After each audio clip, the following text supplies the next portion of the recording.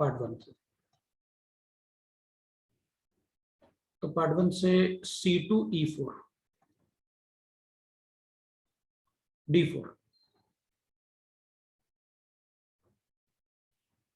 C2E4 B2 चलेगा।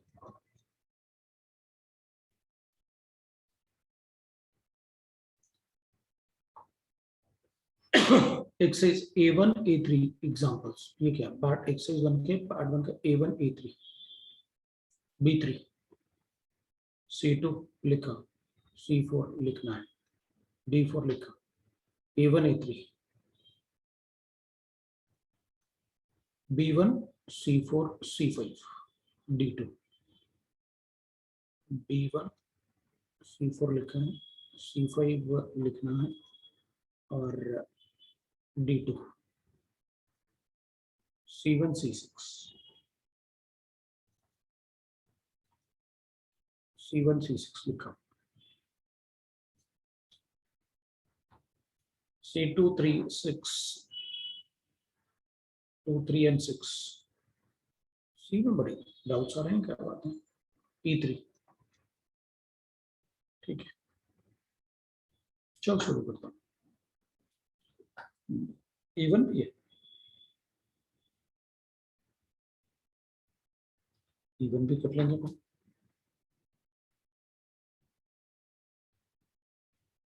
E1 भी कर लेंगे। चल शुरू करते हैं, A1 से शुरू करते हैं। A1 में क्या किया अपन को? A1 में तो एग्जांपल है ना, classify each of the following करो, क्या पढ़ो? Tetra phosphorus oxide molecular solid,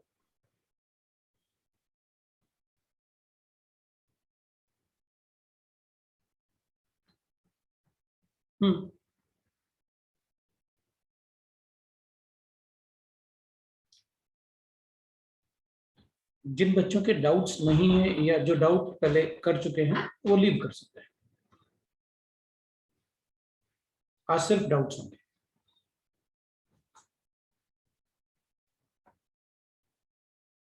चलो, तो अपन ने डाउट एक तो आयनिक सॉलिड पढ़ा था, मॉलिक्यूलर सॉलिड पढ़ा था, कोवेलेंट सॉलिड पढ़ा था और मेटेलिक सॉलिड पढ़ा था। आयनिक में कैटायन एनायन होंगे,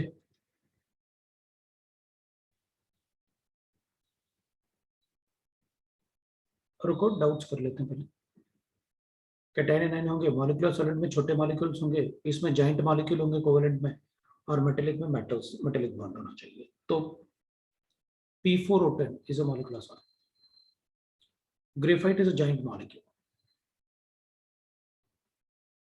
Brass is a metallic solid. Aluminum phosphate is ionic solid. Ammonium phosphate. Silicon carbide is a giant molecule. Rubidium is a metallic solid. Iodine is a molecular solid. Lithium bromide is an ionic solid. P4 is a molecular solid. Silicon is a giant molecule. Plastic is a amorphous. ये हो गई नहीं solid. वो plastic, ये लगा। ये छोटे molecules होते हैं, ये जाइंट मॉलिक्यूल होते हैं जो लार्ज नेटवर्क में एग्जिस्ट करते हैं, diamond, graphite, Carborundum, silicon oxide, aside, like that.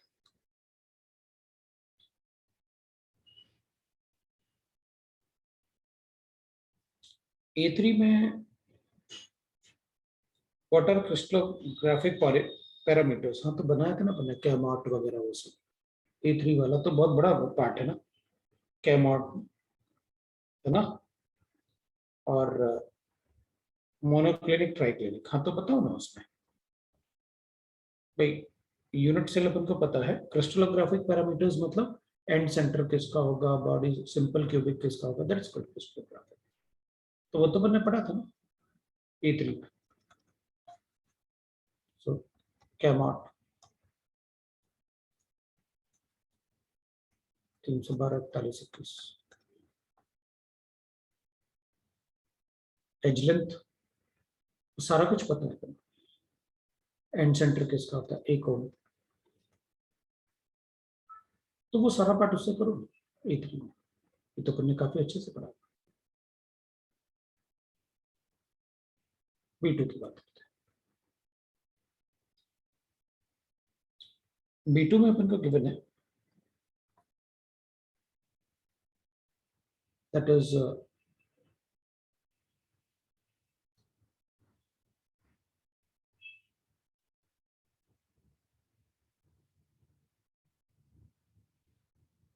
क्या बोल रहे नोट्स में, ठीक है, मिसलेनियस में 5 और 14, नोट्स में था 13 मतलब 13 मतलब A3, I didn't get that part, notes में था 13 मतलब नहीं आया समझ में,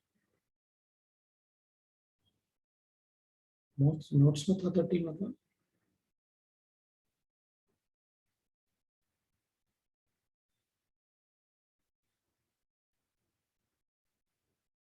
ओके, अच्छा ठीक है, B2 की बात करना है। The intermetallic compound lithium silver crystallizes in a cubic lattice in which both lithium and silver atoms have a coordination number of 8, मतलब BCC की बात करें, लिथियम और सिल्वर से चलेगा। To what crystal class does the unit cell belong to? BCC, भाई BCC में पढ़ा ना करने, सेंटर वाले का भी कोऑर्डिनेशन नंबर 8 और कॉर्नर वाले के भी कोऑर्डिनेशन नंबर 8,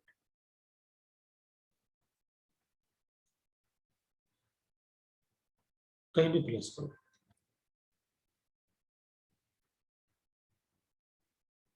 B3 की बात,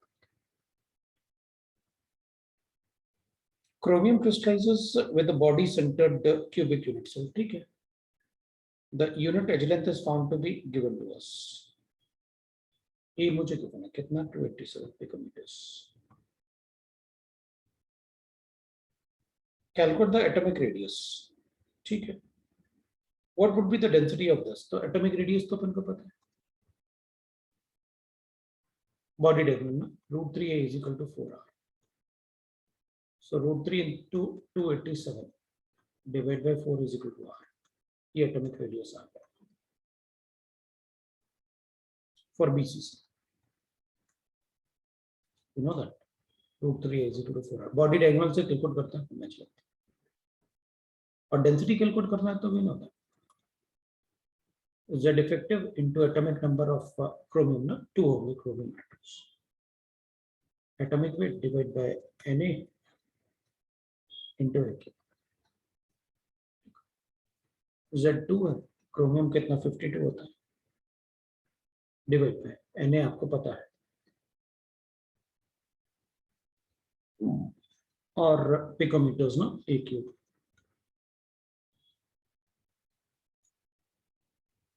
ये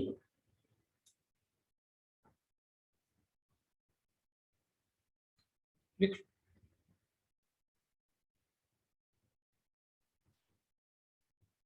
C वाला, C वाले में HCP और CCP स्ट्रक्चर था, C1 in which 3D arrangement the first layer and the fourth layer of the sphere are identical, ठीक है,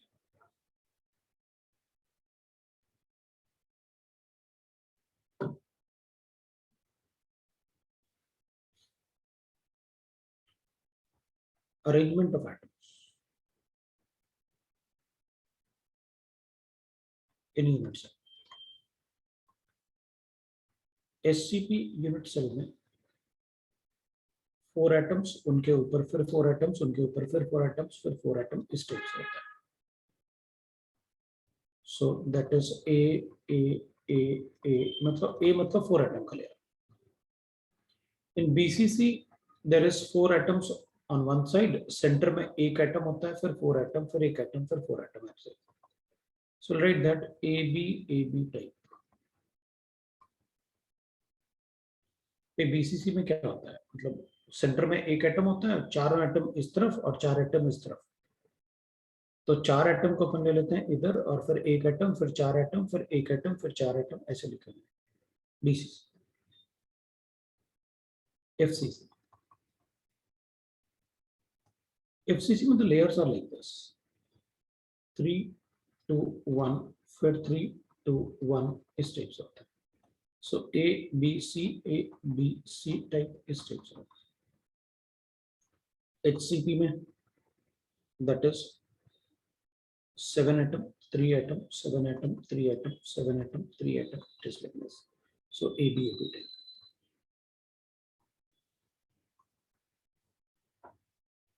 अब अगर अपन चेक करेंगे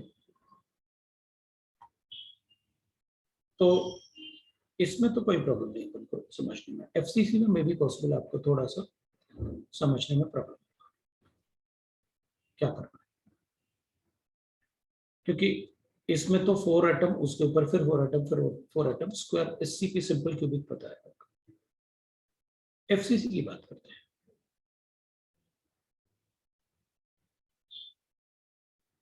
एफसीसी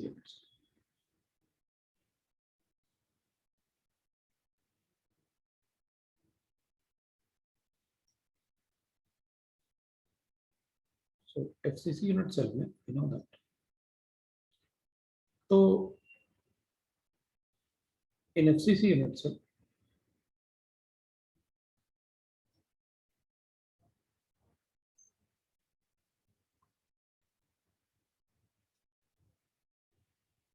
अभी लेयर्स की बात करते हैं. तो इसमें जो लेयर्स बनाएंगे अपन वो ऐसे बनाएंगे. एक एटम अपन यहाँ रखेंगे, ये वाला एटम, ये वाला एटम और ये वाला एटम. इसका फेस सेंटर एटम और इसका फेस सेंटर और इधर वाला एटम. मतलब जो मैंने बनाया है वो अरेंजमेंट वैसे है. इधर से इधर एक रीजन बनाएंगे और इधर से इधर एक रीजन बनाएंगे. इस पॉइंट से इस पॉइंट तक रीजन, और इधर से इधर एक रीजन. तो ये इधर फेस डायगोनल और फिर ये दोनों फेसेस और वो कॉर्नर वाला atom. It is like this. Layers जो होते हैं वो ऐसे रिपीटिशन होता है लेयर्स का. मतलब अब यहाँ पर जो एटम है वो दूसरा एटम ले लेता हूँ. अब ऐसे ही लेयर इससे बनेगा, इससे ये दोनों फेस सेंटर से, ये दोनों फेस सेंटर से, और इधर इससे, मतलब ये ऐसे. और अब मुझे और यूनिट सेल अज्यूम करने होंगे, कंसिडर करने होंगे. तो एक इधर वाला फेस सेंटर, एक इधर वाला फेस सेंटर, मुझे ऐसे कंसिडर करना है. तो ये फिर लेयर रिपीट होता है. It is like this. ये वाला लेयर इसके साथ, इधर जो फेस सेंटर होगा, इधर इधर जो फेस सेंटर होगा दूसरे यूनिट सेल. वैसे अपन इसमें फिर एक और बना सकते हैं, जैसे वो बना हुआ है ना, वैसे अपन एक और बता सकते हैं. वैसे देखो, उसी में बना सकते हैं अपन. एक आप इसको अज्यूम कर लो, एक इसको अज्यूम कर लो, और एक इसको अज्यूम कर लो, और इन तीनों से फिर इन दोनों फेस सेंटर को अज्यूम कर लो, और फिर इस कॉर्नर एटम से अज्यूम कर लो. तो वो भी वैसे ही बनेगा. ये 3 एटम का एक अरेंजमेंट, ये 2 एटम का अरेंजमेंट, और ये एक एटम का अरेंजमेंट. अब इन तीनों को ज्वाइन कर लो, ये इससे ज्वाइन कर लो और इससे ये ज्वाइन कर लो.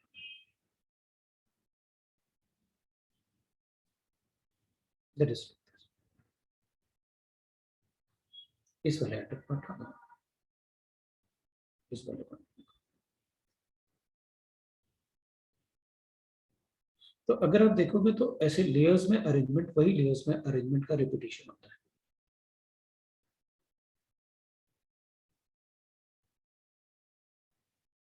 राइट. ये 5 4 कहाँ से बन जाएगा? 5 तो एटम ही नहीं है, मुझे यूनिट सेल में 3 एटम दिख रहे हैं, फिर 5 एटम का ऐसे कहाँ बना दोगे अरेंजमेंट, बताओ 5 एटम कहाँ से बनाते हैं, किसको मिला के बनाते हैं 5 एटम?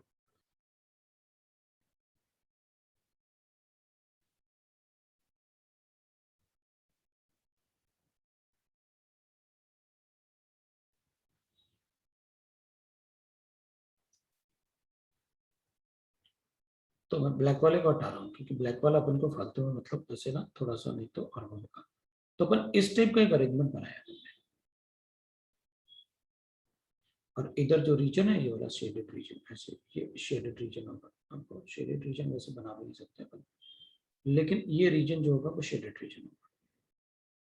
अच्छा, शेडेड रीजन का रुको एक स्ट्रक्चर भी होगा, रुको मैं आपको स्ट्रक्चर बताता हूँ।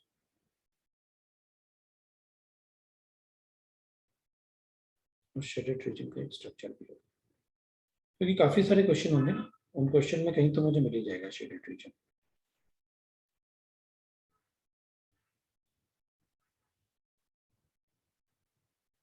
कहीं ना कहीं तो मुझे वो शेडेड रीजन मिल ही जाएगा। मिल गया, पेज नंबर 86 पे। तो मैच द फॉलोइंग है ना, सेकंड मैच द फॉलोइंग। तो सेकंड मैच द फॉलोइंग का पी वाला पार्ट, कॉलम 2 का पी वाला पार्ट, देखो आपके पास शीट है। सेकंड एक्सरसाइज 2 में सेकंड मैच द फॉलोइंग है ना, पार्ट 4 में उसका पी वाला पार्ट जैसे बना हुआ ना, वो है पी वाला पार्ट, देख लो।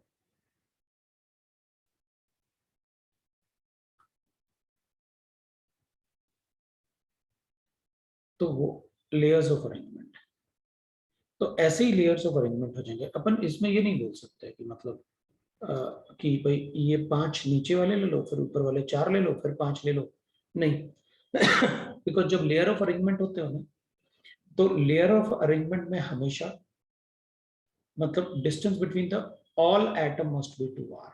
जो डिस्टेंस आप लोगे वो 2r होना चाहिए, मतलब सभी एटम आपस में टच करना चाहिए जिस लेयर को आप बता रहे हो।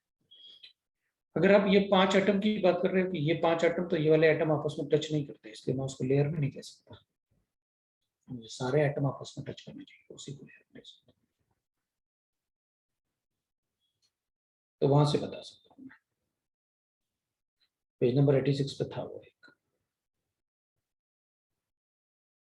ठीक है। तो we can write like that, कौन सा था ये, C1 था।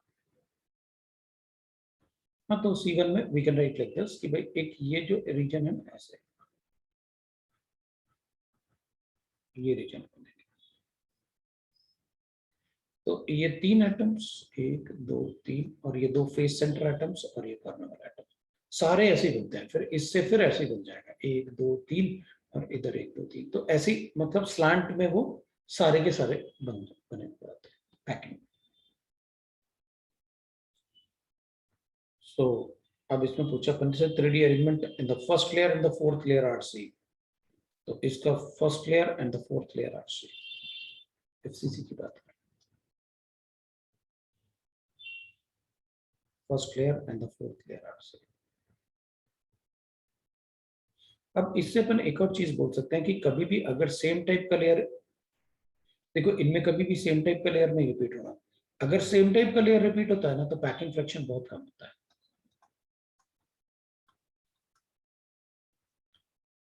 If same type of layer is repeated, layer is repeated, अपन ऐसे बोल सकते, दैट इज C1।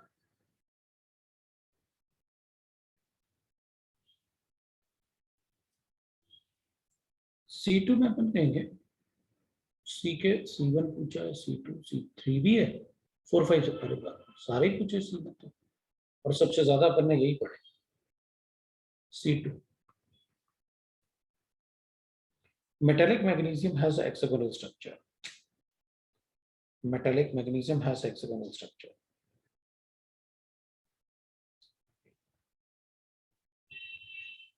C2 है, metallic magnesium has hexagonal structure।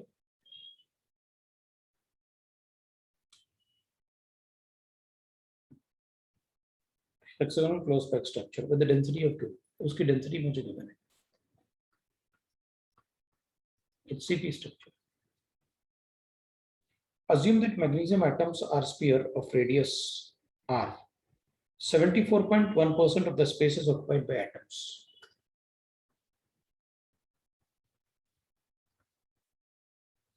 Calculate the volume of each atom and the radius r. करो ना, क्या प्रॉब्लम? आपको पता है पैकिंग फ्रैक्शन क्या होता है?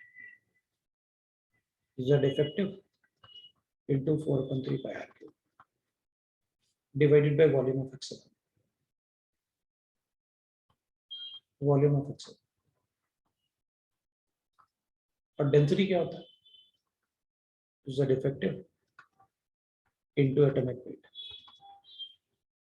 of magnesium divided by Na into volume of hexagon. ये इक्वेशन 2 ले लो, 1 ले लो और वॉल्यूम ऑफ हेक्सागन को इक्वेट कर दो।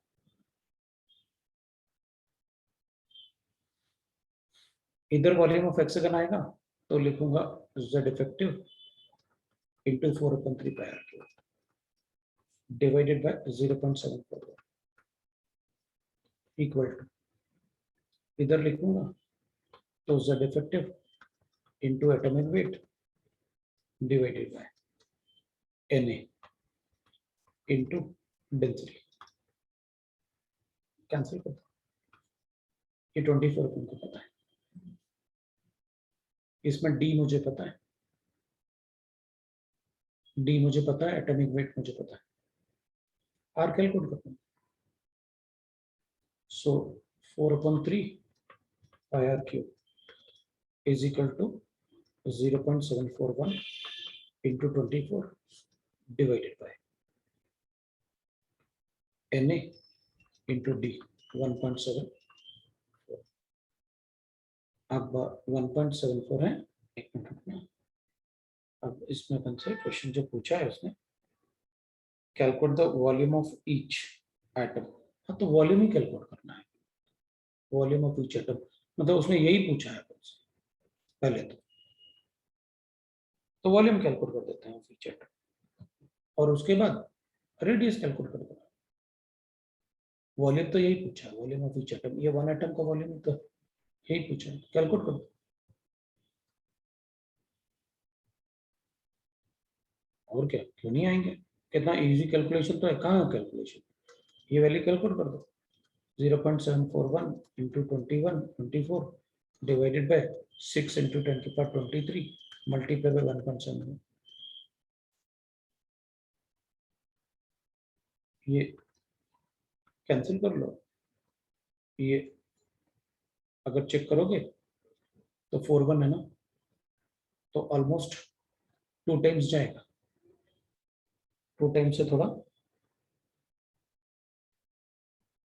ये 7 है, ये 75 है, 1.75 है, इसको 75, ये 1.75, मतलब 25 से ये 3 हो गया और 25 से ये 7 हो गया, 3/7। तो लिख लो 3 4 जा 12/7, 12/7 into 10 की पावर -23। ये वॉल्यूम है तो सेंटीमीटर क्यूब, क्योंकि डेंसिटी अपन को सेंटीमीटर में गिवन था, बस यूनिट का ध्यान रखते रहो, कोई प्रॉब्लम नहीं है। ये सेंटीमीटर क्यूब,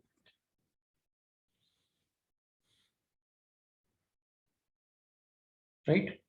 दूसरा क्या, रेडियस कैलकुलेट करना है, तो रेडियस कैलकुलेट कर दो, ये तो तुम्हें गिवन नहीं। क्वेश्चन नंबर 3 कैलकुलेट कर लो। आर के लिए कैलकुलेशन है कहाँ ज्यादा, कैलकुलेशन तो इजी है, उसमें क्या कैलकुलेट करेंगे ना, कोई प्रॉब्लम है ना, कोई प्रॉब्लम नहीं। तो क्यूबिक लेना होगा ना, तो फटाफट आ जाएगा। बोलो तो मैं कैलकुलेट कर देता हूँ। Consider the corner atom of the first layer.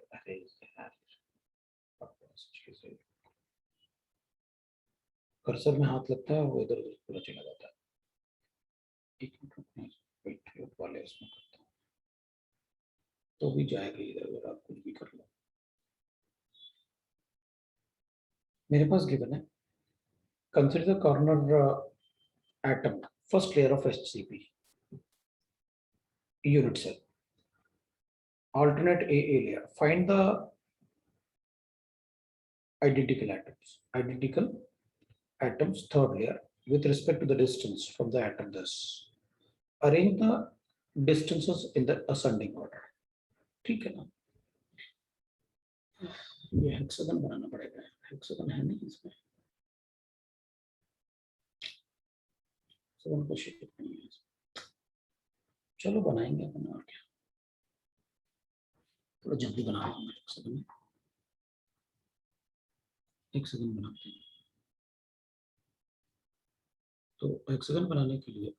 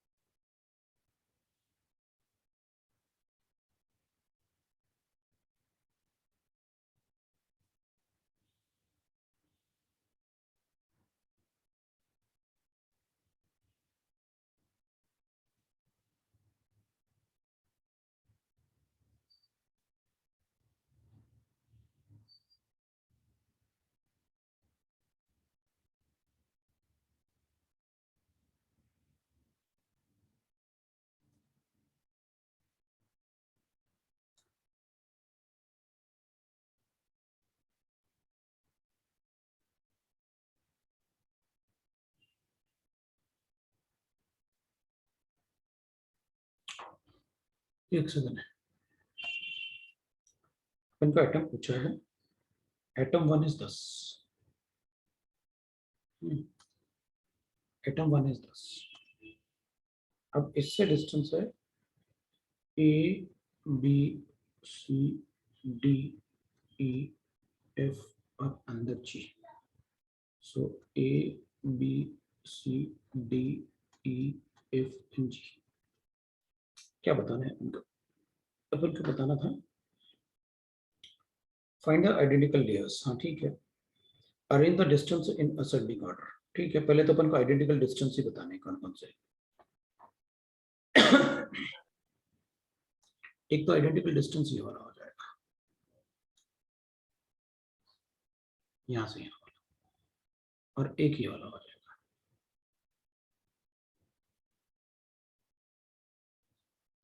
एक ही वाला हो जाएगा, तीन हो जाएंगे आइडेंटिकल डिस्टेंस।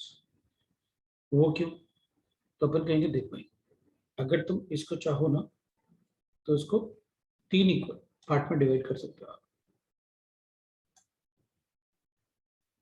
देखो, इसको तीन इक्वल पार्ट में डिवाइड कर सकते हो आप हेक्सागन। तो अगर इस वाले पार्ट को निकाल दें, इस वाले पार्ट को निकाल दें बाहर, तो जितना डिस्टेंस ये होगा उतने डिस्टेंस ये होगा, उतने डिस्टेंस ये होगा।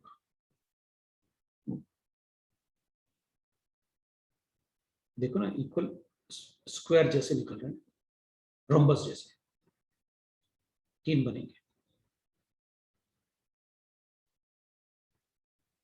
तो अब अपन कहेंगे, और फिर ये भी आइडेंटिकल होगा, ये वाला भी आइडेंटिकल होगा, यहां से लेके यहां तक, और यहां से लेके यहां तक, ये भी आइडेंटिकल होगा। डी तो क्या प्रॉब्लम ही नहीं है, बिल्कुल नहीं होगा।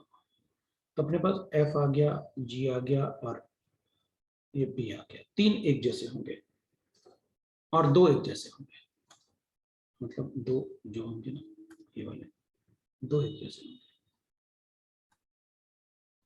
ये दोनों एक जैसे होंगे।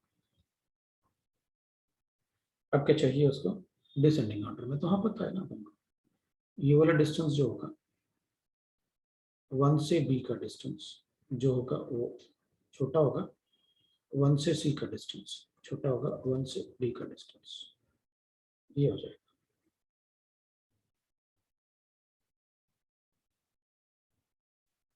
है ना। तो डिस्टेंस अपन बता देंगे अब किस टाइप से आपको चाहिए। ये वाला डिस्टेंस भी अगर चाहिए तो आप लिख सकते हैं 1 से 1 का डिस्टेंस, ये भी लिख सकते हैं।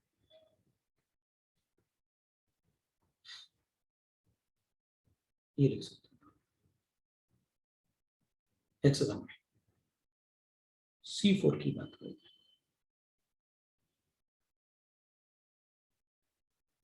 C4 C4 में following figures for this is given to us, ठीक है। 1 2 3 अपन को ऐसे लिखा हुआ है, 1 is corner, 2 is face centre, ठीक है, बाहर वाला है, और 3 इज फेस सेंटर, ऊपर वाला फेस सेंटर, ठीक है। तो मतलब अपन को ऐसे गिवन है, मतलब उस यूनिट सेल को बना देता हूँ, मतलब जो जो गिवन है बस उतना ही बनाऊंगा, ज्यादा नहीं बनाना। जो मुझे चाहिए मैं बस वही बना दूंगा, जो मुझे अपन को क्वेश्चन में गिवन है अपन वही बना देंगे बस। क्वेश्चन में अपन को गिवन है ये वाला 1 है, ये गिवन है जो 1 है, और ये फेस सेंटर 2 है, बाहर वाला फेस सेंटर, और ये वाला 3, ठीक है। A quadrilateral is also shown by joining the centers of 4 atom, ठीक है, मतलब ये फेस सेंटर वाला ज्वाइन करके बताया उसने, ठीक है। द डिस्टेंस बिटवीन 1 2 2 3 एंड अब देखो इधर 1 2 होगा, so distance between 1 2 is equal to √2/2, फिर 2 3 एंड 1 2 3, ये डिस्टेंस बताने को। अब 2 3 कितना होगा, तो अपन कहेंगे भाई इधर जो 2 3 होगा ये फेस सेंटर है, और ये ऊपर वाला फेस सेंटर है 2R, वो तो आपस में टच करते हैं ना, each face center atom can touch its nearest face center atom। और 1 और 3 में अगर कैलकुलेट करना है तो इधर ये डिस्टेंस अपन को पता है, तो अपन क्या करेंगे, अपन ऐसे बना लेते हैं इसको। अपन कहेंगे देखो भाई हमें ये वाला डिस्टेंस कैलकुलेट करना है, ये वाला डिस्टेंस, अब यहां से ना अपन एक परपेंडिकुलर ड्रॉ कर लेते हैं इधर फेस सेंटर पे, और ये वाला डिस्टेंस मुझे पता है कितना होता है, बाकी सारे पार्ट अपन को पता है। ये तो 2R है और ये एज लेंथ है, तो edge length will be equal to √2/2A, edge length तो ए होगा ना, 4R/√2, 4R/√2 as length, 4R/√2 ये एज लेंथ के बराबर होगा, तो that is equal to 4R/√2। लो भाई हो गया, तो ये कैलकुलेट कर लेते हैं, ए बी सी ऐसे ले लेते हैं और कैलकुलेट करके बता देते हैं कितना होगा। पाइथागोरस थ्योरम लगाओ और बता दो, ये भी होगा। तो अगर मैं इसको ए लिख लेता हूँ, इसको बी और इसको सी, तो इसमें ए सी डिस्टेंस होगा। राइट एंगल ट्रायंगल बना लिया तो पाइथागोरस थ्योरम लगा दूंगा, वो आप कैलकुलेट कर सकते हो, मुझे बताने की जरूरत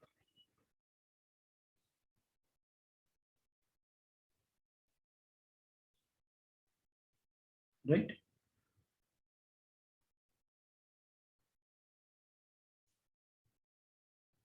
फिर और क्या था उसमें, कुछ और भी था।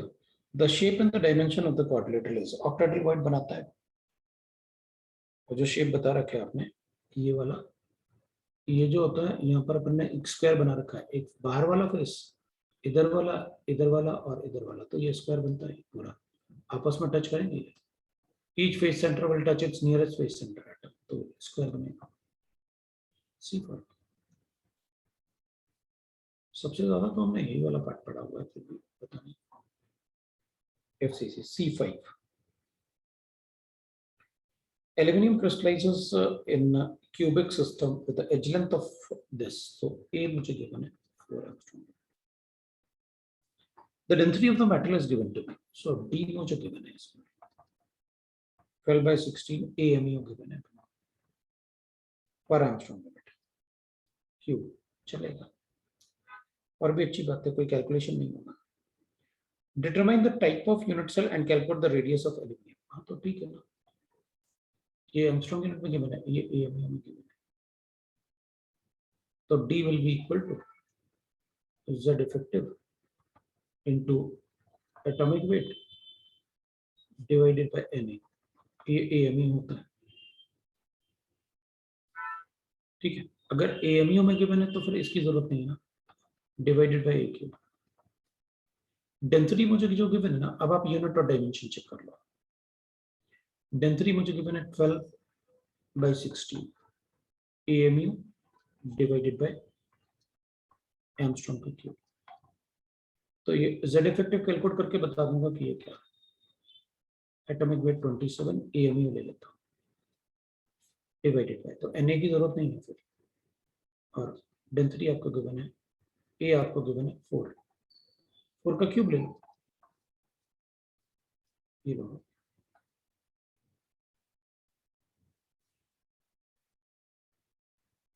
27/16 दिया, चलेगा, ये ले लो। ये तो और भी इजी हो गया, क्यूब था, Z इफेक्टिव 4 आ गया, ले भाई आपसे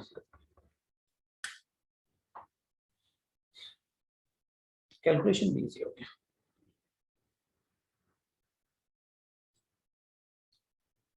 और क्या पूछा था उसमें, रेडियस ऑफ एल्यूमिनियम एटम, तो आपको पता है क्या करना है, एज गिवन है, so 4r is equal to √2, radius बताना है तो √2 और एज लेंथ तो गिवन है एंगस्ट्रॉम में, डिवाइड बाय 4, ये तो बड़ा इजी था, हो गया। C6 की बात कर लेते हैं। Tomcat arranges the glass balls in a particular 3D array. अच्छा, that 2, 1 and 2 continuous layers are not identical. Okay. But all 1 and 3 layer alternative layers are identical. This type of arrangement is known as AB type. अब मैं इसको BCC भी बोल सकता हूँ, HCP भी बोल सकता हूँ। जब दोनों गिवन हो ना, nothing is mentioned.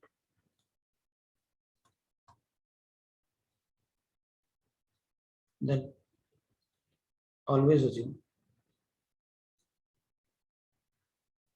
for higher packing fraction. वहां पर ये गिवन नहीं था अपन को कि BCC है HCP है, तो मैं हमेशा अज्यूम करूंगा AB टाइप में HCP को। अगर BCC मेंशन नहीं है तो फिर मैं HCP को ही अज्यूम करूंगा। That is C। अब D वाले की बात करेंगे। D में 4 और 2 चाहिए था मुझे, 4 and 2, सो D2 की बात कर लेते हैं। D2 में illustrate an octahedral void in the closed packing of the sphere, why it is so called। हाँ, तो अब भाई इसमें बोल रहा है कि आप octahedral void को दिखाओ, ड्रॉ द octahedral void।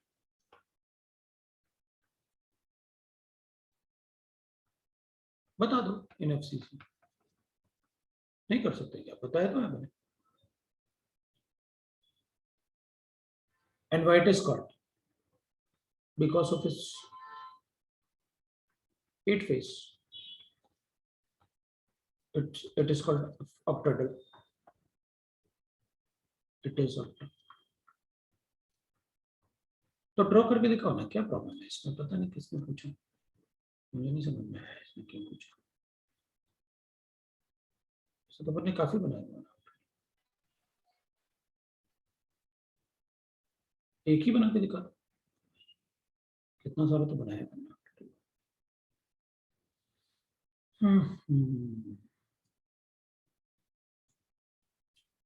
1, 2, 3, 4, 5 और 6, ये वाले ड्रॉ करके दिखा, बता दो ये ऑक्टेट वाले, ये आपस में टच करते हैं।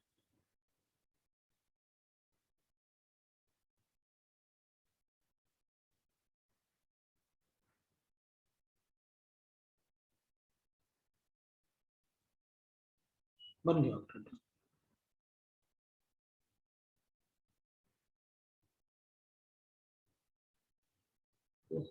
सेंटर में ऑक्टेड्रल वाइड बनता है, बनाया तो आई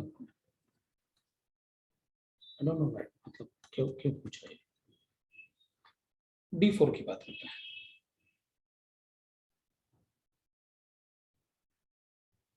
तो उसके 8 फेस होते हैं, इसलिए अपन इसको ऑक्टेड्रल वाइड बोलते हैं। और D4 में गिवन है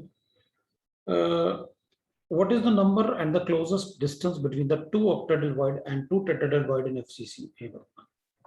ये भी पढ़ा हुआ है ना, पढ़ा तो है। tetrahedral void is near the each corner, यहाँ ऑक्टा होता है, यहाँ टेट्राहेड्रल होते हैं। तो distance between the nearest distance between two octahedral void, तो अपन बता देंगे कि इधर वाला और इधर वाला बता देते हैं, that is a phase diagram. Nearest distance between the two tetrahedral void, a by 2। तो इसके का टेट्राहेड्रल void किस प्लेन में होता है, यहाँ से a/4, जब a/4, इधर a/4 और नीचे a/4, वहीं तो होता है। तभी तो अपन उससे लिखते हैं, कॉर्नर से लेके जो डिस्टेंस होता है √3 a/4। Nearest distance between the octa and tetra, मेरे ख्याल से इसके और इसके बीच में बता दो, √3 a/4। देख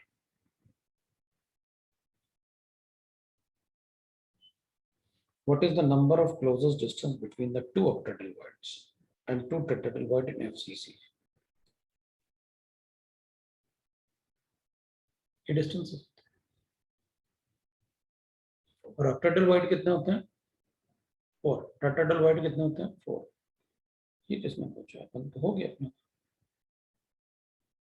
नंबर एंड द क्लोजेस्ट भी पूछा है अपन, तो नंबर भी पूछा है अपन से। तो नंबर एंड लिखा हुआ है, तो नंबर ऑक्टा 4 और tetra 8। Z effective, this is 2 into Z effective।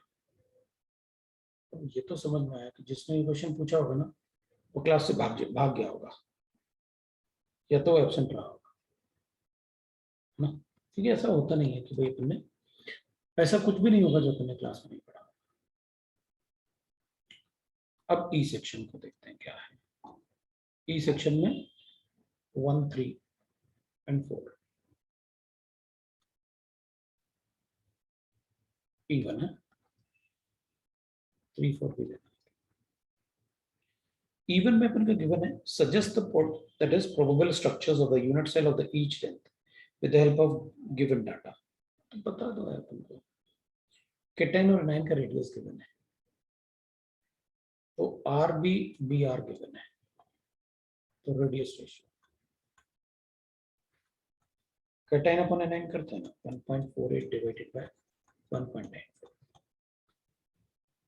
Almost equal to कितना हो रहा है, 3 बाय, नहीं 3, हाँ 50 इंटू 3, 3/4 आ रहा है, नियरली 0.75 आ रहा है।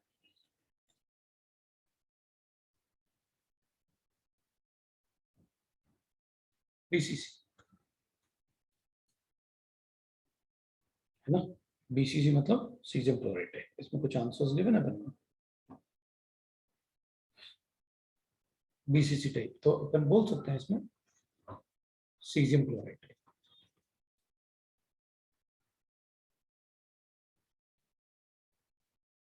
फिर दूसरा कौन सा था, मेरे तेरे, मतलब मीटी। ये क्या है मीटी, वैसे ही लिख दिया। एमी कौन सा एलिमेंट है पता नहीं, मीटी, अच्छा मिथाइल टेलोरेट, मीटी, रेडियस रेशियो इज केटाइन अपन एनाइन ना, अब 0.65 है, और एनाइन का साइज है 2.21, ये तो बहुत बड़ा है यार। That will be 65 or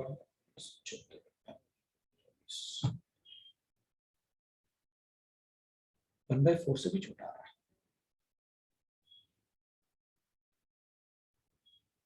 मतलब जो भी है अराउंड 0.25 के आसपास आ रहा है। ये टेट्राहेड्रल में होगा।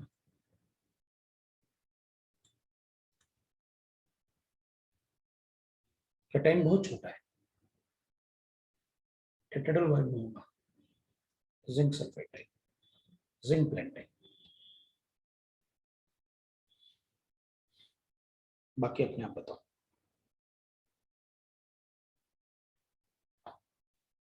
E3 भी था। E3 में आपने कहा है try to answer the following. ठीक है भाई, ट्राई करते हैं। Zinc blende structure, in zinc blende structure में फर्स्ट वाला ZNS structure, there is one zinc ion and one sulphide ion, ठीक है, पर सल्फाइड आयन। यस, जितने जिंक है उतने ही सल्फर होता है, but the radius ratio lies at a range of tetrahedral and there are 2 tetrahedral available for per sulfide ion. Can you give the idea about the arrangement of the lattice?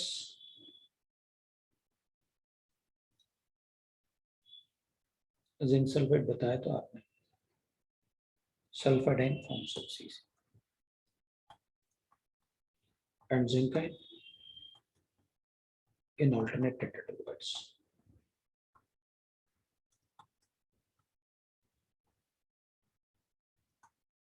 अब अपन को ये पता था ना कि zinc को मुझे tetra में डालना है और सल्फाइड से FCC बनाना है, तो सल्फाइड हो गए थे 4 और जिंक भी हो गया 4 और टेट्राहेड्रल वाइड होते हैं टोटल 8 और मेरे पास 4 है जिंक, तो मुझे ऑल्टरनेट में तो रखनी है।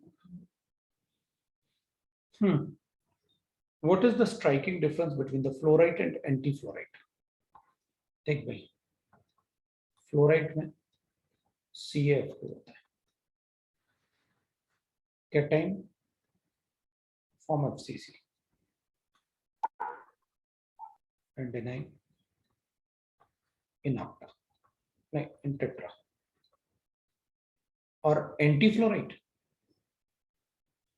Na2 बनाया था, anti fluoride A9 forms FCC और कैटाइन इन टेट्रा। तो कैटाइन और एनाइन के पोजीशन चेंज हो जाते हैं, फ्लोराइड टाइप और एंटी फ्लोराइड दोनों पड़ेगा स्ट्रक्चर्स। ये 4 हो गया।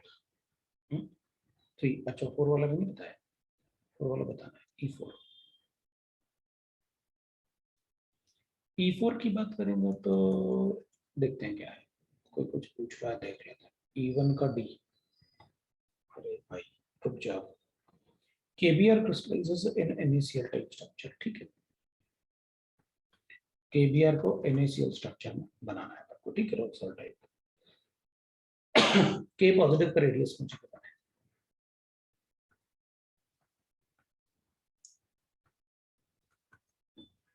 Br नेगेटिव के 1.9।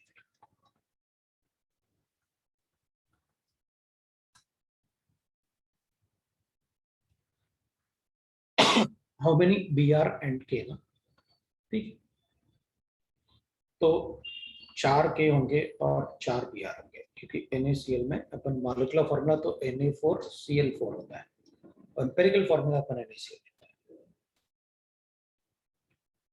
तो A इज इक्वल टू होता है 2 कैटाइन प्लस 2 एनाइन, एडिटिविटी लिख दो, क्योंकि उसमें जो इधर Cl होता है, इधर सोडियम होता है, फिर Cl होता है, तो लिखो इसमें 2 इंटू 1.33 प्लस 2 इंटू 1.9, ये एडिटिविटी हो जाएगी।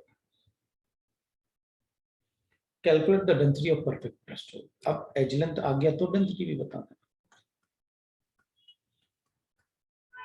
डेंसिटी इज डिफेक्टिव तो आ गया, पता है अपन को, एटॉमिक वेट आपको पता है, Na इंटू ए क्यूब, ये आपने यहाँ कैलकुलेट कर लिया।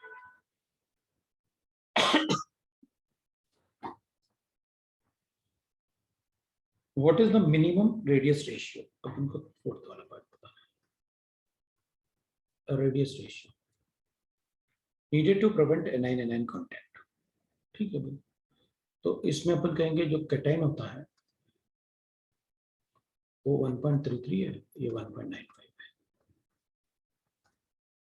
तो इसमें अपन देख लेते हैं कि भाई इसको अपन क्या करेंगे ना, रेडियस रेशियो को, एनाइन एनाइन कांटेक्ट नहीं चाहिए अपन को, तो अपन क्या करेंगे कि भाई देख, जो इसमें कैटायन होता है वो वॉइड में होता है, तो एनाइन का साइज ले लेते हैं और कैटायन का साइज कैलकुलेट कर लेते हैं। वो होगा exact size in the octahedral void. कैसे? R पॉजिटिव अपन R नेगेटिव होता है 0.414। अपन एनाइन का साइज ले लेते हैं और कैटायन को कैलकुलेट कर लेते हैं। एनाइन कितना गिवन है अपन को? 1.95, ये 1.95। अब ये जो आएगा ना, ये एग्जैक्ट साइज है जो इसके लिए चाहिए, जिससे कि एनाइन एनाइन कांटेक्ट रहेगा। अब इससे कोई भी बड़ा साइज होगा उसमें एनाइन एनाइन कांटेक्ट टूट जाएगा, तो अपन बता, तो इतने में तो ऑक्टेटल वॉइड में रहेगा, कोऑर्डिनेशन नंबर 6 रहेगा। लेकिन अगर कैटायन का साइज इससे बड़ा होगा तो फिर एनाइन एनाइन कांटेक्ट नहीं रहेगा, टूट जाएगा। बता देना।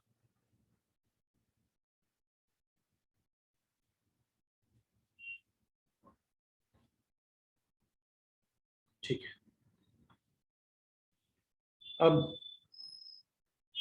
सेक्शन एफ पूछा, कोई सेक्शन एफ किया? कोई डाउट नहीं। पार्ट 2 में कोई डाउट है तो बताओ। एक्सरसाइज 2.1 का पार्ट 2। पार्ट 2 के डाउट्स हैं A5। अरे बाप रे, पहले से लिख के रखी थी और उसी के लिख लेते हैं, बाकी सब हो जाएंगे अपने आप। रुक जा।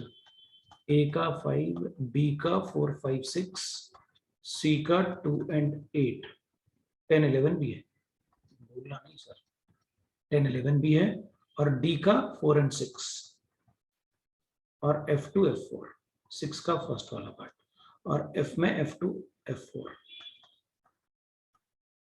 C का 11 भी है, वो कर लिया उसने, बता दिया, इसलिए तो मैंने कहा था उसी के लिख लो, सब हो जाएंगे।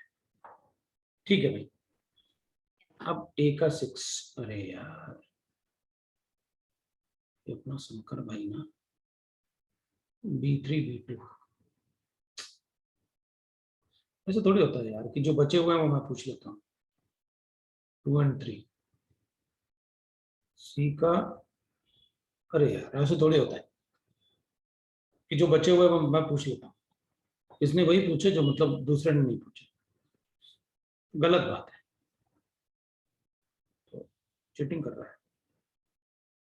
3, 5, 7, और डी के लिए 4, E4। चलो ठीक है, ये हो गया, चेक करते हैं। चलो कोई बात नहीं, मैक्सिमम बताने का रीजन यही होता है यार कि कभी कभी क्या होता है ना, कोई कोई बच्चा पूछ नहीं पाता है तो उसे डाउट में पता चल जाता है, अरे यार ऐसा भी होता है। तो ये चीज है ना, इसलिए डाउट बताने में, मतलब डाउट तो अपन को मैक्सिमम सॉल्व करना ही चाहिए। A5, A5, 6 है, चल करते हैं। A5 में था चूज द करेक्ट स्टेटमेंट, अपन को A5 कर रहे हैं। P2 कर रहे हैं। Equivalent point in the unit cell of periodic lattice lie on the Bravais lattice. बात तो सही है। वो कह रहा है कि यूनिट सेल में जो इक्विवेलेंट पॉइंट है ना, एज लेंथ जो पर्टिकुलर डिस्टेंस पे लाई करता है, वही लेंथ ब्रेविस लैटिस में होता है। हाँ तो सही, तो अपन ब्रेविस लैटिस में यूनिट सेल ही तो पढ़ते हैं, सही है। The equivalent point in the unit cell, equivalent point मतलब रिपीटिशन है ना, अलग अलग यूनिट सेल में, जैसे एक का एज लेंथ ये है तो दूसरे का भी एज लेंथ वही रहेगा, that is called equivalent points. और equivalent point in the unit cell of a periodic lattice मतलब repetition of unit cell lie on the Bravais lattice, obviously but the Bravais lattice वही तो होता है जिनमें equivalent points होते हैं। equivalent point of unit cell of a periodic lattice do not lie, वो तो गलत हो जाएगा। there are 4 Bravais lattice in 2 dimension, नहीं 2 dimension में तो अपन ने 5 पढ़े थे, primitive cuboid, cuboid, centroid, hexagon और स्क्वायर, 5 पढ़े थे। There are 5 Reves letters in 3 dimension. No. 3 dimension में तो 7 थे Reves letters. Cannot. So A is correct. A6 भी पूछा था. The crystal system of the compound with the dimensions of A, B, C are given to us. ठीक है. कोई भी equal नहीं है ना. A is equal. अच्छा A भी equal है ना. A equal to B equal to not equal to C. हाँ तो होता ना. A equal to B equal to C is CR, Central Railway. और A equal to B Hindustan times HT. Tetragonal and hexagonal. Tetragonal है इसमें नहीं है, hexagonal है. तो कोई भी इक्वल नहीं था. MOT.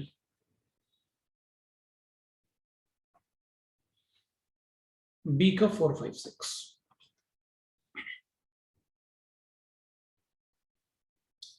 At room temperature, polonium crystallizes in a cubic primitive, मतलब SCP. Edge length is given to me, मतलब is equal to 2R.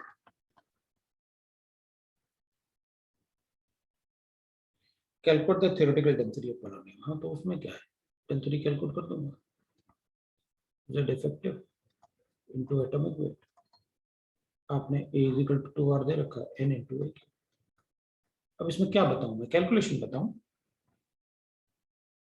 और वो भी AMU में गिवन है, मेरे को पता आंसर. मतलब इसको हटा दो. और ये एमस्ट्रॉन्ग यूनिट में गिवन है ना, तो ये तो बहुत इजी हो गया अपने लिए. Z इफेक्टिव 1 होता है. पोलोनियम का एटॉमिक मास अपन को 207 गिवन है और डिवाइडेड बाय एज लेंथ अपन को गिवन है ना इसमें 3. तो 3 का एमस्ट्रॉन्ग यूनिट में, ये AMU में,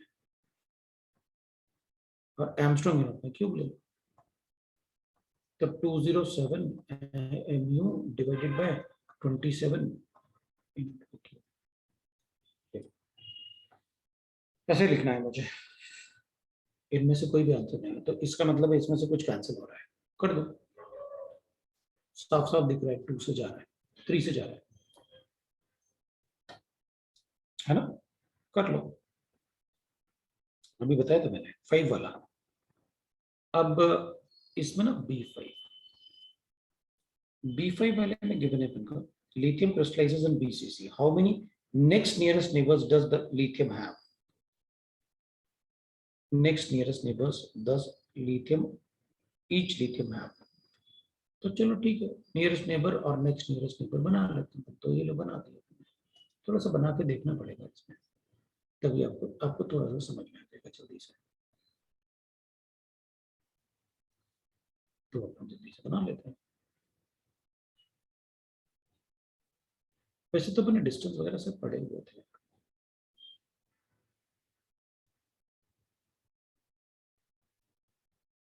चलो ये नियरेस्ट नेबर्स है. पहले अपन एटम बना लें.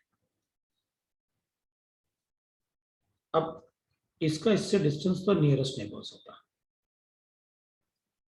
इसका इससे डिस्टेंस तो नियरेस्ट नेबर्स होता. ये तो नियरेस्ट नेबर्स है. अब इसके बाद कौन सा डिस्टेंस भाई? या तो डायगोनल लो, या फेस डायगोनल लो, या एज लेंथ लो. तो एज लेंथ होंगे तो कितने होंगे नियरेस्ट नेबर, उसके next nearest neighbours?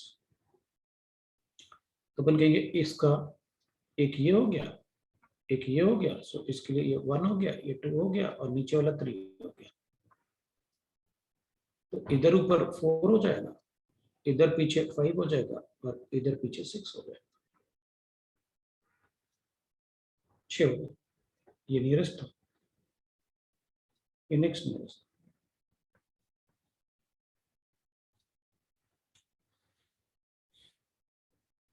As length के बराबर B6. अब मैं नेक्स्ट स्टेप में जाता हूँ B6 के लिए. B6 में गिवन है अपन को consider a BCC unit cell. ठीक है भाई, कंसीडर कर लेते हैं अपन लोग. अभी तो किया था वैसे, लो कर लिया BCC यूनिट. थोड़ा सा बना लो आप फटाफट ऐसे.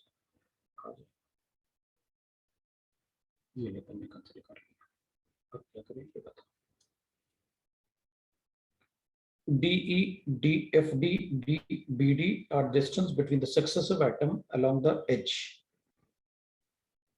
Successive atom along the edge. ठीक है भाई, मतलब एक ये वाला है, ये DE है आपका। फेज डायगोनल मतलब ये वाला आपका D फेज डायगोनल है, और ये आपका बॉडी डायगोनल है, ये आपका body diagonal DBD. In a unit cell, the order given by them is, ठीक है,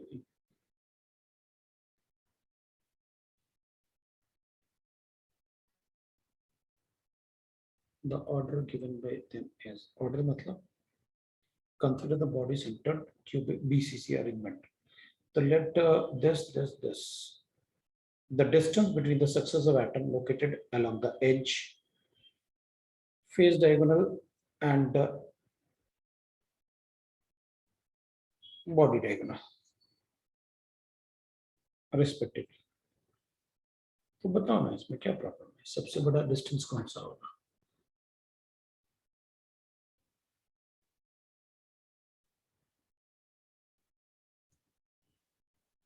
सबसे ज्यादा डिस्टेंस किसका होगा? तो अपन कहेंगे फेज डायगोनल।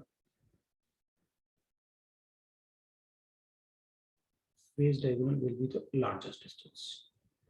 कहां से कैलकुलेट करना है? Consider a body centred arrangement, कर लिया। Let DE, DF and D between the B, the distance between the successive atom located along the edge length, phase diagonal and body diagonal। और उसके बाद अपने पास ये डिस्टेंस आएगा। तो अपन को ऐसे करना चाहिए ना फिर तो। ये फेज डायगोनल है और ये एज लेंथ है, तो अपन बताएंगे सबसे बड़ा कौन सा होगा, बॉडी डायगोनल होगा। तो बताएंगे एफ मतलब body diagonal,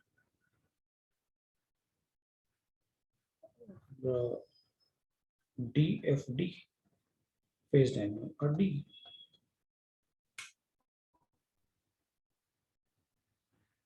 distance between the unit cells. Okay.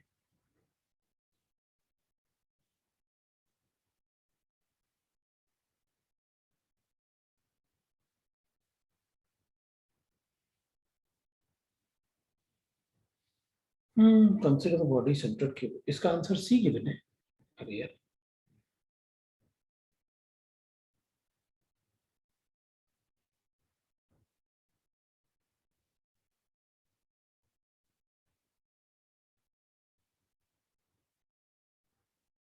C given है, रुको।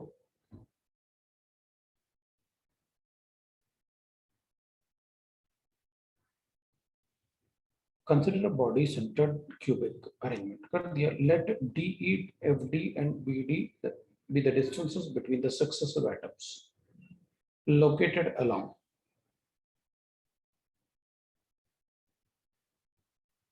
the edge. Answer C given है इसका। अरे आंसर तो इसका अपना क्या ए आ रहा है, body diagonal face diagonal and तभी पूछा है। Distances between the successive atom located along the edge, phase diagonal and the body diagonal।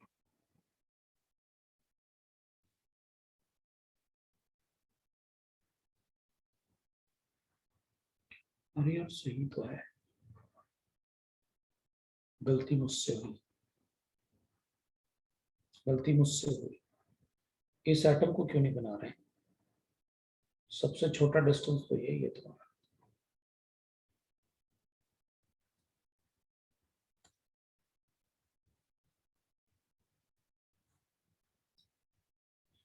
गलत है भाई, आप क्वेश्चन को पढ़ो ना। The phase diagonal successive atom लिखे ना उसने, सक्सेसिव एटम। बॉडी डायगोनल पे सक्सेसिव एटम तो उसके बीच वाला होगा ना, बॉडी सेंटर वाला, सबसे छोटा डिस्टेंस तो फेस डायगोनल ये होगा।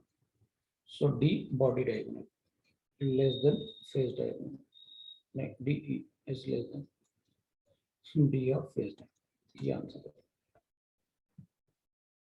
सही था, गलती मुझसे हो रही थी। ठीक है, सही है, वो सही आंसर होगा। एक्चुअली शीट में आंसर थोड़ा गलत होना मुश्किल होता है। वाह, सी वाले में इतना क्वेश्चन क्यों है भाई? अब एक बार पढ़ लो ना सी वाले को, अपन ने पहले भी अपन ने काफी सारे क्वेश्चन सॉल्व किए, अब रिपीटिशन होगा, देखना।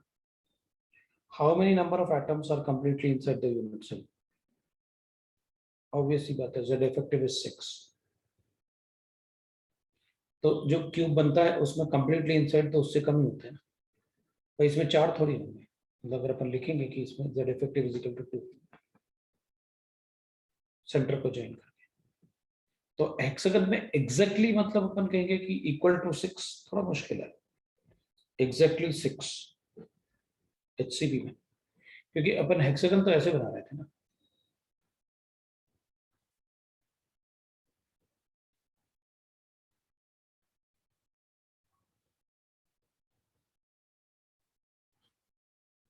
अपन हेक्सागन यहाँ से बना रहे थे, इनके सेंटर को लेके, तो थोड़ा तो कोई ना कोई एटम बाहर निकल ही जाएगा। तो एग्जैक्टली 6 बोलना थोड़ा मुश्किल होता है।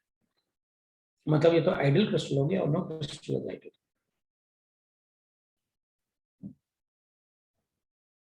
It can be 5.9999, but exactly 6 होना थोड़ा मुश्किल है। रूम टेम्परेचर पे थोड़ा तो डिफेक्ट होगा। अगर वो लेस देन 6 नहीं दिया होता, या एग्जैक्टली 6, एग्जैक्टली 7, एग्जैक्टली 4 इस टाइप से गिवन होता, तो अपन 6 अज्यूम कर लेते हैं। बड़ा वैसे पूछा है, exactly 6, greater than 6, less than 6, 12, थोड़ा तो चेंज होगा, इसी बात।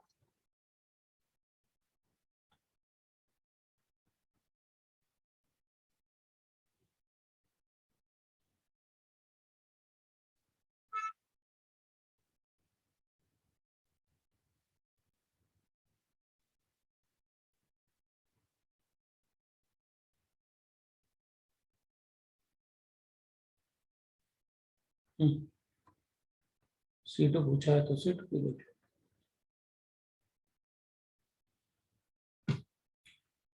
अब वो कह रहा है कि एचसीपी अरेंजमेंट है,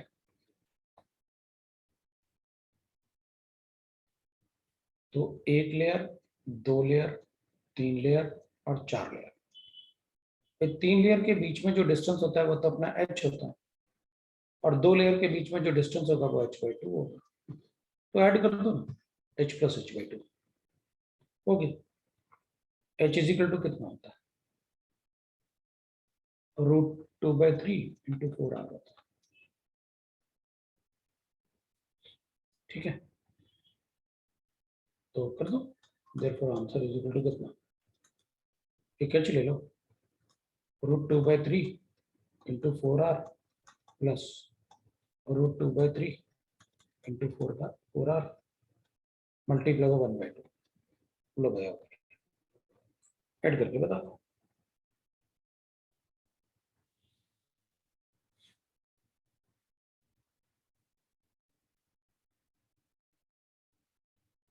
अब क्या पूछा था? C3, और क्या पूछेगा? C3 भी है, C5 भी है, C3 की बात करते हैं।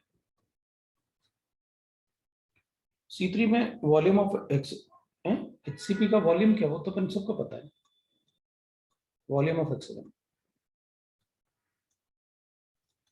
Area of a base into height.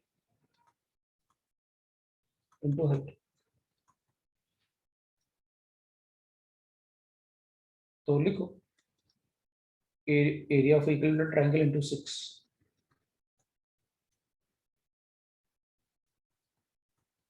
Into height. अभी लिखा हाइट मैंने, लो answer. A is equal to 2r, लिख दो।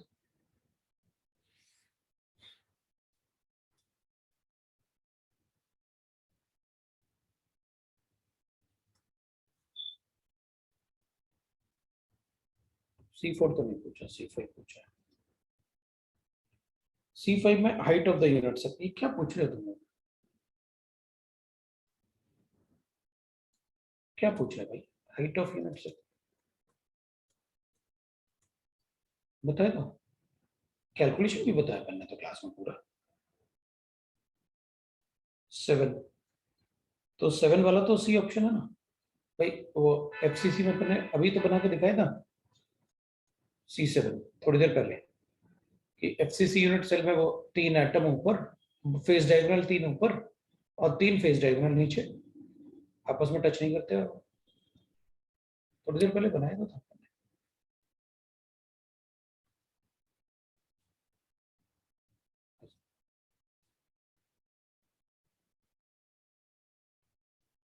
3 ऊपर और 3 नीचे।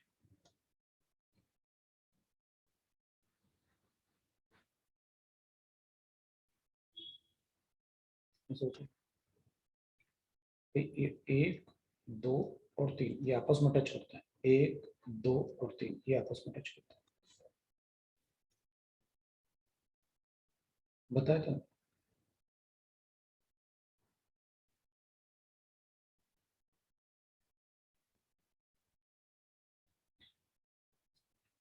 C4 में ए बी टाइप है ना, फ्रैक्शन ऑफ स्पेस, ऑब्वियसली बात है, मेंशन नहीं है ना क्या है, तो क्या बोला था मैंने?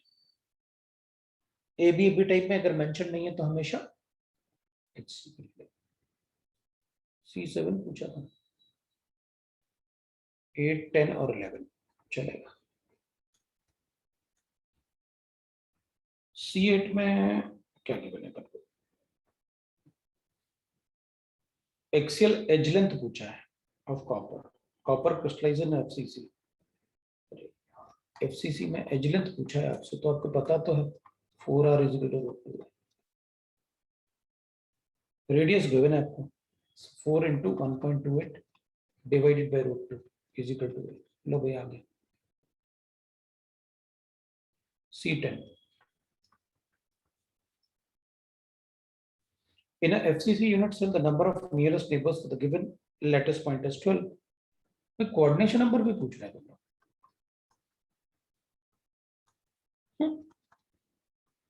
भाई ऐसा तो नहीं तुम लोग सोच रहे कि सर से ही पूरा पढ़वा लेंगे आज। C11,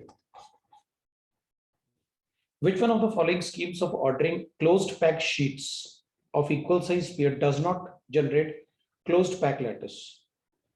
क्या बोला था मैंने? ये लिखा,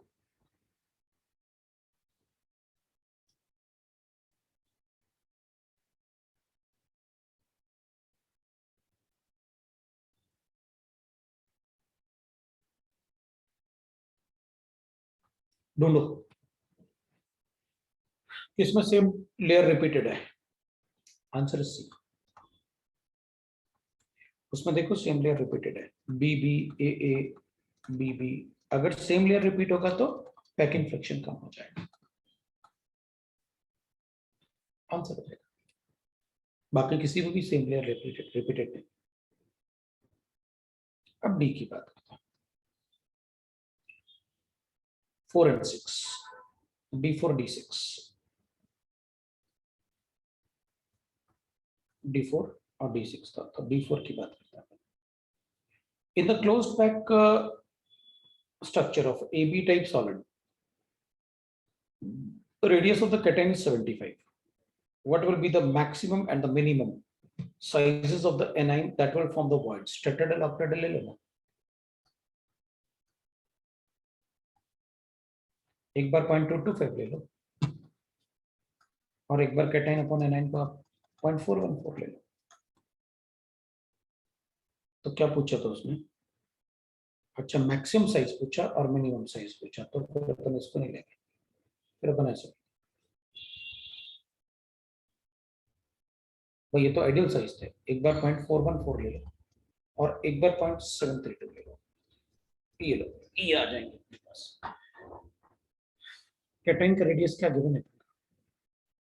75 लिखो आंसर।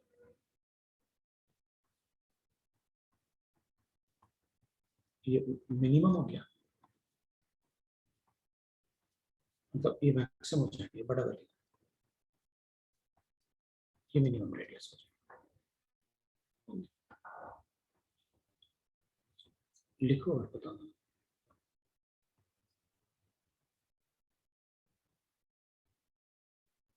हो जाएगा ना। D6 में भी पूछा था आपने कुछ।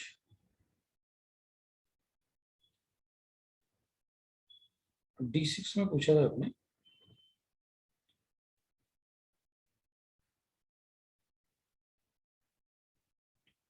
तो P1 मतलब प्लेन्स गिवन है उनको, D6 में प्लेन्स गिवन है, P1 plane, P2 plane, P3 plane, P4 plane. First वाला P1 contains no voids of 3 dimensions, मतलब टेट्राहेड्रल एंड ऑक्टाहेड्रल void। तो बना लो भाई, उसमें देख लो, अभी बना के तो दिखाया था मैंने थोड़ी देर पहले, ये लेयर बनाया तो था।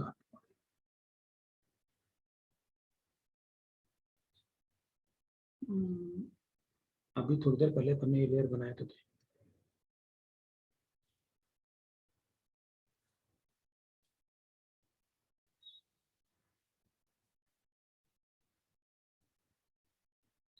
तो इसमें जो लेयर्स बनाए थे अपन ने, वो यहाँ पर ऐसे लेयर्स हैं, एक इधर है,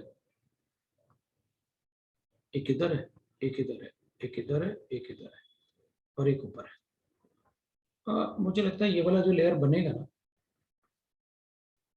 है ना, जो ये लेयर बन रहा है ना, ये layer below the octahedral void and tetrahedral void दोनों ही बन रहे हैं, below the octahedral and tetrahedral void दोनों ही बन रहे हैं, below octahedral and tetrahedral voids,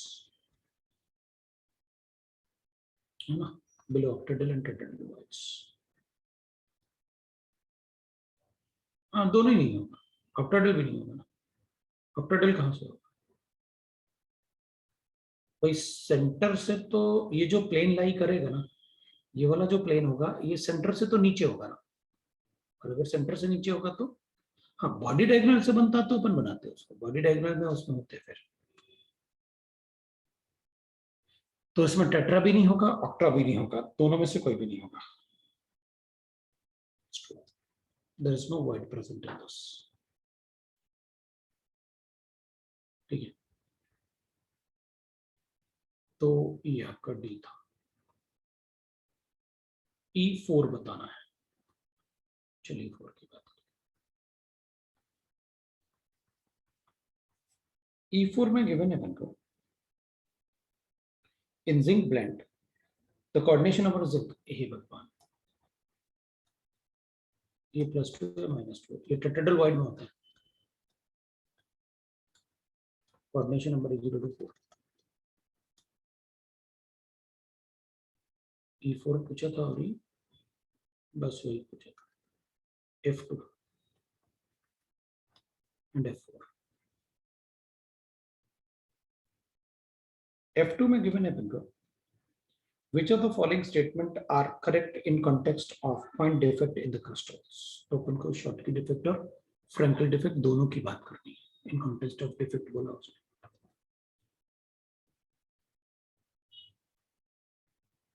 ठीक है ना, in context of defect बोला उसने।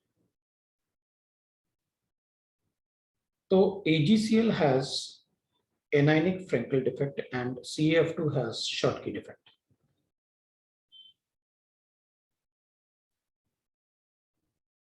AgCl has anionic Frankel defect, Frankel defect मतलब डिसलोकेट होना, कैसे डिसलोकेट होगा, ठीक है। अपन एक काम कर लेते हैं कि अपन ये बीसीसी स्ट्रक्चर के, AgCl मतलब बीसीसी स्ट्रक्चर की बात करें तो ठीक है ना, सही तो है, बीसी स्ट्रक्चर में पूरा तो खाली पड़ा होता है,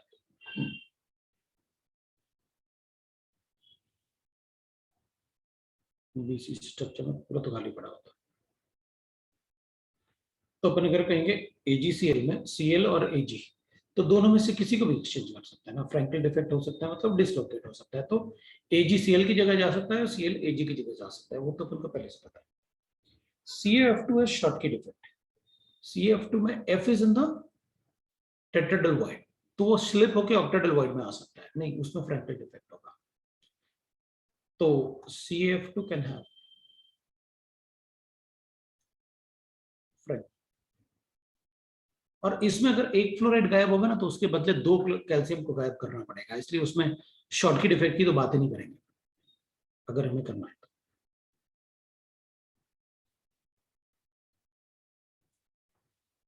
AgCl has Frankel defect and CaF2 has anionic Frankel defect. हाँ ये सही है क्योंकि anion is in the void ना, ये वाला सही है क्योंकि ये टेट्राहेड्रल void में होता है anion, वो octahedral void में जा सकता है। और AgCl में तो दोनों टाइप के डिफेक्ट होते हैं, अपने क्लास में लिखा हुआ है। AgCl has Frankel as well as Schottky defect. नहीं AgBr, not AgCl, AgBr. So AgBr में दोनों ही टाइप के डिफेक्ट होते हैं, तो अपन AgCl भी BCC होता है वो उसको भी एज्यूम कर लेंगे। तो हमें एक बात पता चल गया कि CaF2 में शॉर्टकी नहीं हो सकता। शॉर्टकी क्यों नहीं हो सकता भाई? क्योंकि F नेगेटिव टेट्राहेड्रल वॉइड में होता है, वो स्लिप होकर ऑक्टेड्रल में आ सकता है, इसलिए it will have Frenkel defect. So CaF2 बताना है तो फ्रैंकल बताओ, और AgCl में फ्रैंकल भी बता सकता हूँ लेकिन शॉर्टकी नहीं बता सकता। गायब होंगे तो फिर पूरा यूनिट सेल ही गायब हो गया, क्योंकि AgCl में एक ही Ag और एक Cl ही तो होता है। तो अगर शॉर्टकी डिफेक्ट बताऊंगा AgCl में तो Ag एक Ag और एक Cl गायब है तो यूनिट सेल नहीं होगा।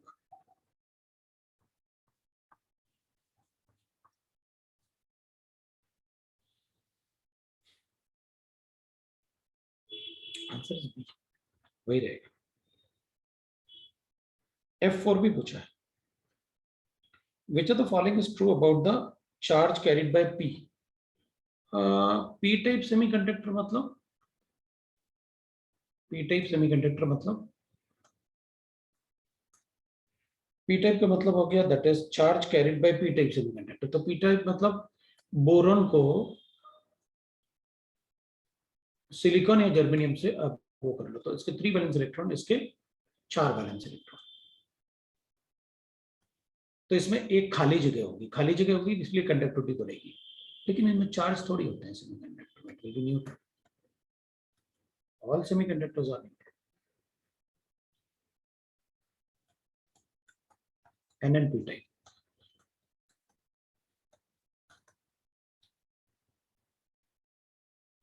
दोनों ही न्यूट्रल होते हैं। दिस एक्सरसाइज 1, बाकी अपन नेक्स्ट टाइम डिस्कस करेंगे, आज इतना ही पढ़ेंगे।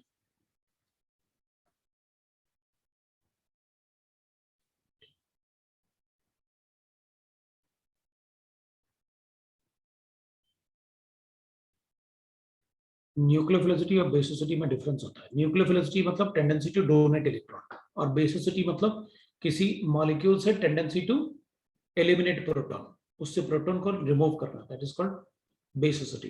और nucleophilicity tendency to donate electron होता है, दोनों अलग। So that is all for today. चलो भाई, थैंक यू।